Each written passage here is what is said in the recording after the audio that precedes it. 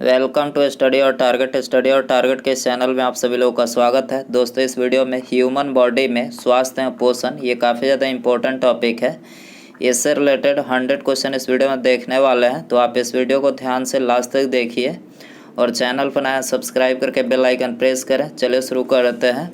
पहला क्वेश्चन दिया गया है, भोजन का एक प्रमुख अंग है। देखिए, वेरी इंपॉर्टेंट क्वेश्चन है, बहुत बार ये क्वेश्चन एग्जाम में पूछा जा चुका है। तो भोजन का एक प्रमुख अंग है, करेक्ट आंसर सी हो जाएगा। कार्बोहाइड्रेट जो है ये भोजन का एक प्रमुख अंग है। आगे बढ़ते हैं। दूसरा क्वेश्चन दिया गया है, निम्नलिखित में से कौन सा पदार्थ मानव शरीर में ईंधन का काम करता है, ईंधन का। तो करेक्ट आंसर सी हो जाएगा। कार्बोहाइड्रेट जो है ये मानव शरीर में ईंधन का कार्य करता है। तीसरा क्वेश्चन है, कैप्सूल का आवरण बना होता है, कैप्सूल का जो बाहरी परत होती है वो किसकी बनी होती है। करेक्ट आंसर डी हो जाएगा, स्टार्च की बनी होती है। शहद का प्रमुख घटक है, शहद का प्रमुख घटक क्या है। करेक्ट आंसर डी हो जाएगा, फ्रैक्टोज जो है ये शहद का प्रमुख घटक है। पांचवा क्वेश्चन है, निम्नलिखित में से कौन सी शर्करा तत्काल ऊर्जा प्रदान करती है।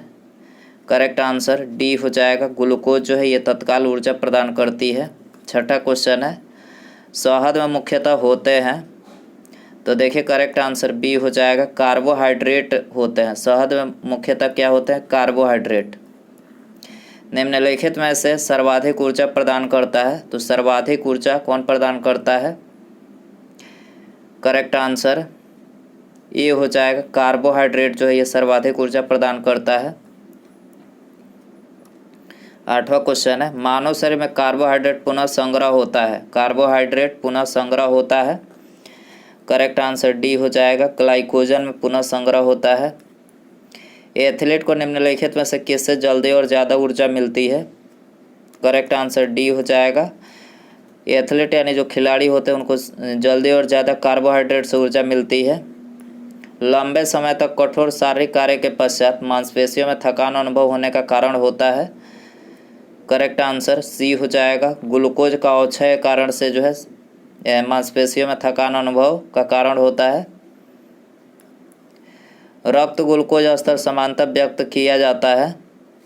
करेक्ट आंसर बी हो जाएगा, mg के प्रति डेसीलीटर में। ठीक है, आगे बढ़ते हैं। प्रोटीन बनाने के लिए कितने अमीनो अम्ल आवश्यक होते हैं। करेक्ट आंसर सी हो जाएगा, प्रोटीन बनाने के लिए 20 अमीनो अम्ल जो आवश्यक होते हैं। शरीर में ऊतकों का निर्माण किससे होता है, शरीर में ऊतकों का निर्माण किससे होता है। प्रोटीन से होता है, प्रोटीन ऑप्शन ए हो जाएगा। प्रोटीन को निम्नलिखित में से क्या माना जाता है। करेक्ट आंसर ये हो जाएगा, शरीर का निर्माण करने वाला। प्रोटीन को क्या माना जाता है, शरीर का निर्माण करने वाला। एंजाइम मूल रूप से क्या है। करेक्ट आंसर बी हो जाएगा, प्रोटीन है। एंजाइम मूल रूप से क्या है, प्रोटीन है।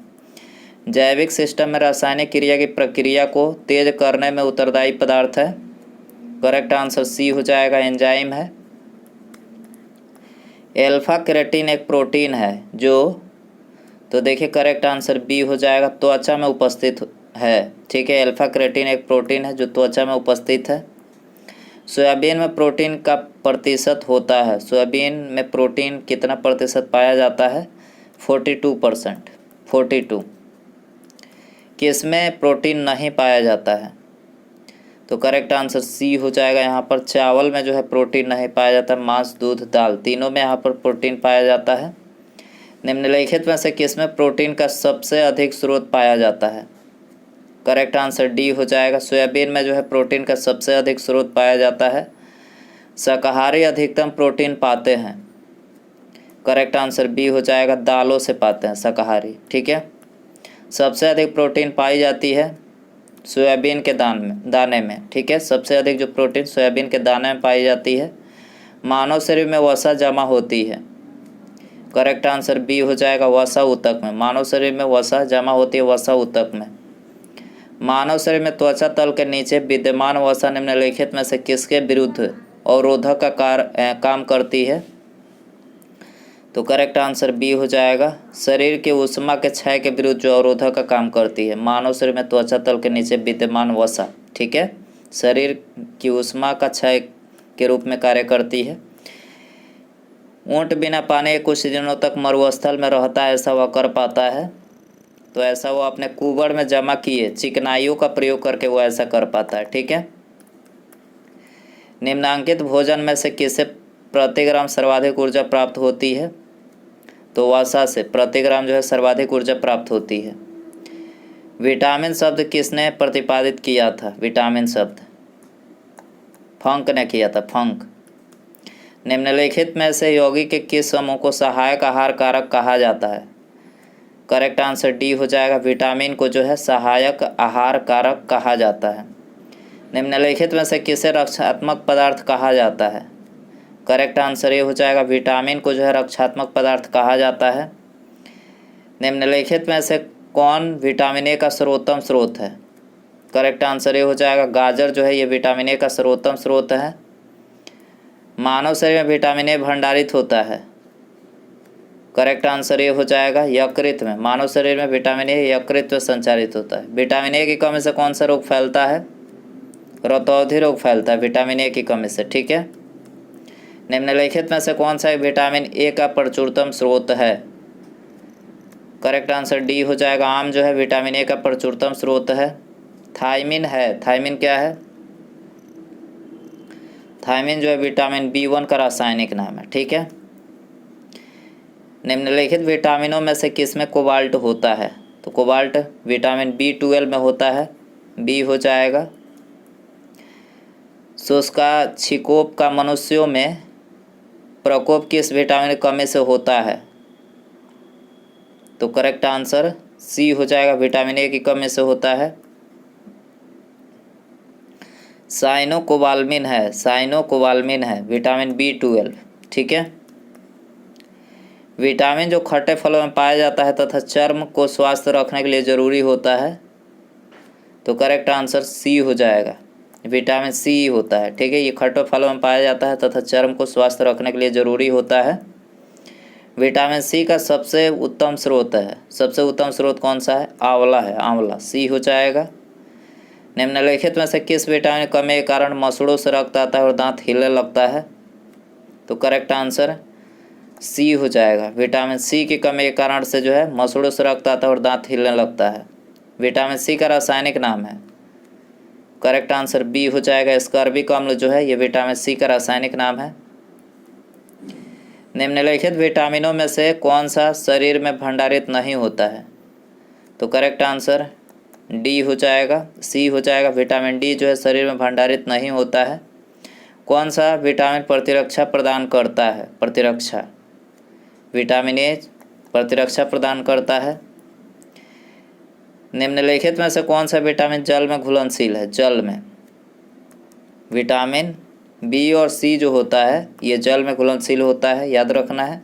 वसा में घुलनशील पूछा जाए विटामिन ए, डी, ई एवं के वसा में है। विटामिन बी और सी जल में है, याद रखना है। प्रातःकालीन धूप में मानव शरीर में निम्नलिखित में से कौन सा विटामिन उत्पन्न होता है?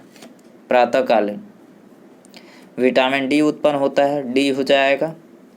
मछलियों के यकृत तेल में किसकी प्रचुरता होती है? तो विटामिन डी की प्रचुरता होती है यकृत तेल में। कोलेकैल्सिफेरॉल रासायनिक यौगिक का सामान्य नाम है।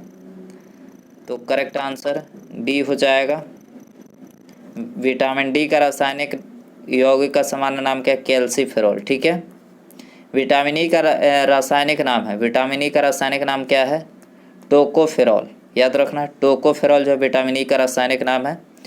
विटामिन ई विशेषता किसके लिए महत्वपूर्ण है? तो विटामिन ई जो है लिंग ग्रंथियों की सामान्य क्रिया में जो है ये महत्वपूर्ण है। निम्नलिखित विटामिनों में से कौन सा एक रक्त के स्कंदन में कार्य करता है? रक्त के स्कंदन में विटामिन के रक्त के स्कंदन में कार्य करता है। मानव शरीर में रक्त का थक्का किस विटामिन से बनता है? तो विटामिन के की मदद से जो है मानव शरीर में रक्त थक्का बनता है। निम्नलिखित में से कौन से विटामिन की खून के जमने में आवश्यकता होती है? खून के जमने में बता चुके हैं विटामिन के आवश्यकता होती है। विटामिन ई का महत्वपूर्ण स्रोत कौन सा है? गेहूं अंकुर का तेल। ये उसका महत्वपूर्ण स्रोत है। दांतों में निम्नलिखित में से क्या होता है? तो दांतों में कैल्शियम होता है। क्या होता है? कैल्शियम। ठीक है। निम्नलिखित में से किस तत्व का संबंध दांतों की विकृति के साथ है? करेक्ट आंसर बी हो जाएगा। फ्लोरीन का संबंध जो है दांतों की विकृति के साथ है। हृदय की धड़कन को नियंत्रित करने के लिए निम्नलिखित में से कौन सा खनिज आवश्यक है? पोटेशियम आवश्यक है। ठीक है, हृदय की धड़कन को नियंत्रित के लिए। सागरीय खरपतवार किसका महत्वपूर्ण स्रोत है?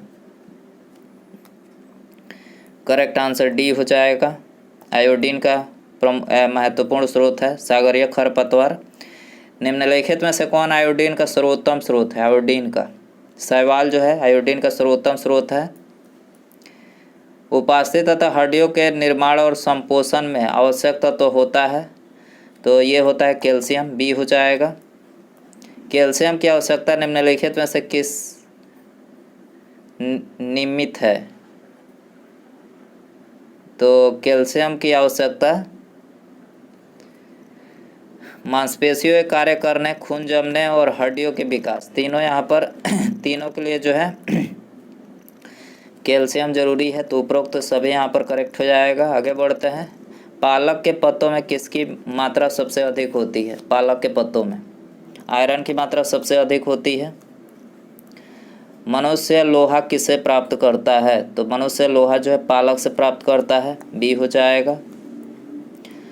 लौह आवश्यक है, तो लौह जो है उपरोक्त सभी हीमोग्लोबिन व आरबीसी के निर्माण के लिए लोहा आवश्यक है। सामान्य स्वास्थ्य बनाए रखने के लिए लोहा आवश्यक है। शरीर के ऊतकों तथा ऑक्सीजन पहुंचाने के लिए लोहा आवश्यक है। तो उपरोक्त सभी यहाँ पर ऑप्शन डी हो जाएगा। निम्नलिखित में से कौन सा खाद्य स्रोत लोहे का सर्वोत्तम स्रोत होता है? तो करेक्ट आंसर ए हो जाएगा। सेब जो है ये लोहे का सर्वोत्तम स्रोत होता है कि इसमें भरपूर लौह तत्व पाया जाता है। तो हरी सब्जियों में जो है लौह तत्व जो है भरपूर पाया जाता है। निम्नलिखित में से किस युग में सही सुमेलित नहीं है? तो यहाँ पर ऑप्शन सी करेक्ट हो जाएगा। विटामिन ए जो है वर्णांधता इससे नहीं होता है। विटामिन ए की कमी से रतौंधी होती है। ठीक है, याद रखना है।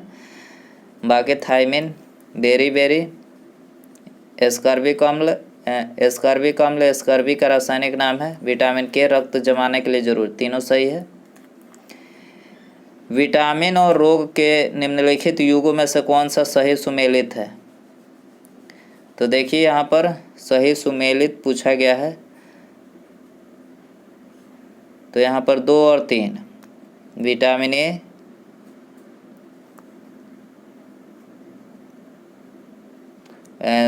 तो देखिए यहाँ पर ये गलत है पहला। दूसरा विटामिन बी, बेरी और विटामिन सी को एस्कॉर्बिक। ठीक है, यहाँ पर ये बी 2 और 3 ऑप्शन बी में दिया है। 2 और 3 करेक्ट हो जाएगा। निम्नलिखित में से निम्नलिखित की कमी से एनीमिया रोग होता है। एनीमिया रोग किसकी कमी से होता है? लोहा की कमी से। लोहा की कमी से एनीमिया होता है। एक गिलास पानी से कितनी कैलोरी मिलती है? तो एक गिलास पानी से 0 कैलोरी मिलती है। ये हो जाएगा। केंद्रीय खाद्य प्रौद्योगिकी अनुसंधान संस्थान कहाँ स्थित है? मैसूर में स्थित है। कहाँ पर? मैसूर। टाइफाइड से शरीर का कौन सा अंग प्रभावित होता है? तो टाइफाइड से आंत इंटेस्टाइन प्रभावित होता है। पेचिश रोग के लिए उत्तरदायी प्रोटोजोआ है। पेचिश रोग के लिए उत्तरदायी प्रोटोजोआ कौन सा है? एंटमीबा है। क्या है? एंटमीबा। आँखों की दूरदृष्टि की बीमारी किसके कारण होती है? नेत्र गोलक के छोटा होने से दूरदृष्टि की बीमारी होती है। हैजा का क्या कारण है? तो हैजा का कारण है जीवाणु। क्या है? जीवाणु। एलिसा जांच किस रोग की पहचान करती है? तो एलिसा जांच जो एड्स की पहचान करती है। डी हो जाएगा। केंद्रीय औषधि शोध संस्थान कहाँ स्थित है? तो केंद्रीय औषधि शोध संस्थान लखनऊ में स्थित है। कहाँ पर है? लखनऊ में। एवियन इन्फ्लुएंजा विषाणु को निम्नलिखित से निरूपित किया जाता है। तो देखिए इसको जो H5N1 से निरूपित किया जाता है।